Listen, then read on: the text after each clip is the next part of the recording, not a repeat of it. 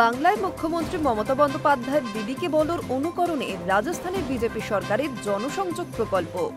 রাজস্থানের উপমুখ্যমন্ত্রী দিয়া কুমারী ঘোষণা করেছেন, এই প্রকল্পের আওতায় একটি টোল ফ্রি নম্বর চালু করা হবে, যেখানে সাধারণ মানুষ সরাসরি ফোন করে নিজেদের অভিযোগ জানাতে পারবেন।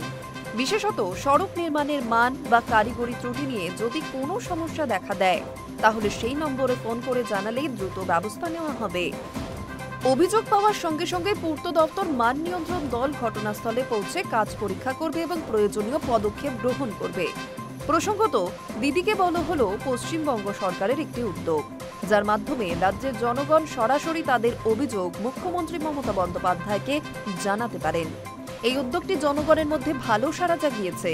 দিয়া কুমারী আরও স্পষ্ট করে বলেন, শুধু প্রশাসন বা সরকারের দায়িত্ব নয়, নাগরিকদেরও সমানভাবে দায়িত্বশীল হতে হবে। তিনি জানান, উন্নয়নের কাজে জনসাধারণের সক্রিয় অংশগ্রহণ থাকলেই তার মান বজায় রাখা সম্ভব। তাই রাজ্যের নাগরিকদের তিনি আহ্বান জানান, এই টোল ফ্রি পরিষেবার মাধ্যমে সরাসরি সরকারের সঙ্গে যুক্ত হয়ে নজরদারির কাজে এগিয়ে আসতে। রাজস্থানে বিজেপি সরকারের নতুন উদ্যোগ কার্যত জনসাধারণকে প্রশাসনের অংশ করার এক প্রচেষ্টা, যা পশ্চিমবঙ্গে দিদিকে বলো ধাঁচে গড়ে তুললেও মূলত পরিকাঠামো এবং উন্নয়নমূলক কাজের গুণগত মান নিয়ে সচেতনতা তৈরির দিকে জোর দেওয়া হচ্ছে। High News network.